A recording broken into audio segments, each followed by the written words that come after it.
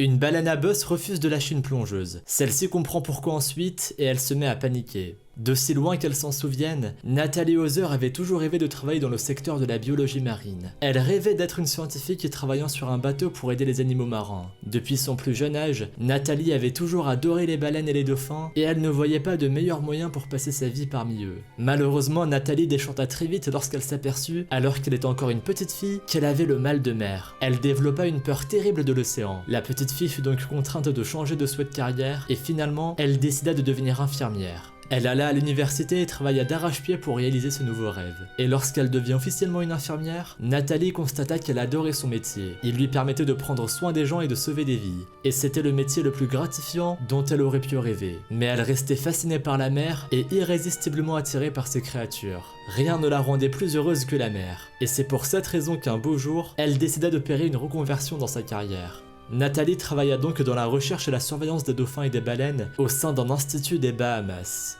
Elle fit ce métier pendant 28 ans, et un beau jour, sa vie changea lorsqu'elle fit une rencontre extraordinaire sous l'eau. C'était un jour de travail ordinaire. Nathalie était partie en mer dans le but d'observer la vie sous-marine. Avec un caméraman qui devait filmer son exploration, elle plongea depuis le bateau dans les profondeurs sous-marines. Soudain, elle aperçut une ombre qui se déplaçait à toute vitesse et semblait s'approcher d'elle. Nathalie reconnut à sa silhouette et à sa façon de nager une baleine à bosse. Elle sentit son cœur s'accélérer sous l'effet de la peur. La seule question qu'elle se posait à ce moment-là était si elle aurait la chance de ramener un film de cette baleine ou si ces instants étaient ses derniers sur Terre. En l'observant, Nathalie estima que la baleine à bosse devait peser plus de 22 tonnes. Elle avait longuement étudié ces animaux au cours de sa carrière, mais jamais elle n'en avait rencontré un bien vivant au fond de l'océan. Nathalie n'aimait pas vraiment rencontrer des animaux sauvages, surtout de cette taille et de ce poids. Elle n'avait jamais été en contact avec une vraie baleine à bosse, en chair et en os, à part lorsqu'elles étaient malades et échouées sur le sable, et qu'elles ne pouvaient pas lui faire de mal. En revanche, elle connaissait très bien les dangers qui existent lorsqu'on rencontre une baleine à bosse. Nathalie vit avec horreur la baleine s'approcher d'elle et se mettre à l'entourer, s'écartant et revenant vers elle à plusieurs reprises. La baleine à bosse vient même lui caresser la tête. Choquée et un peu effrayée par ce comportement très étrange et vraiment inhabituel, Nathalie commença à filmer cette rencontre étonnante. Mais elle n'était pas préparée à ce qui allait ensuite arriver. La baleine à bosse se mit à danser, tournant sur elle-même et rejoignant de temps en temps la surface de l'eau. Son comportement était du jamais vu pour Nathalie. Et pourtant, la plongeuse avait à ce moment-là 63 ans et elle avait eu le temps durant sa carrière d'observer toutes sortes de comportements de baleine à bosse. La baleine se mit ensuite à pousser Nathalie avec sa bouche, l'amenant à danser avec elle.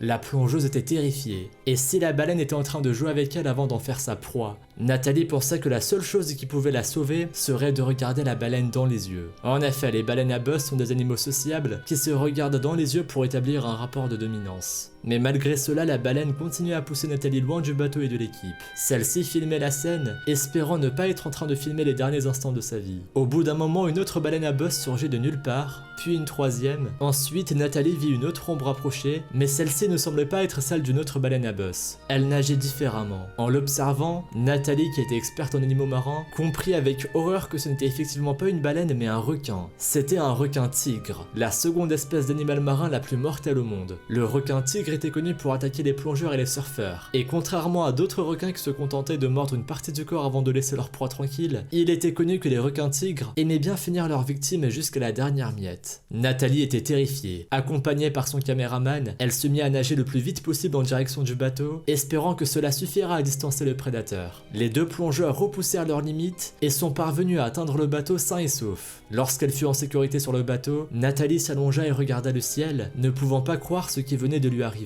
Surtout, elle avait du mal à croire qu'elle était encore en vie après cela. Cette rencontre avait laissé Nathalie sous le choc. Elle posta la vidéo sur internet et celle-ci devient virale. On peut comprendre pourquoi. L'expérience que Nathalie a vécue est vraiment impressionnante.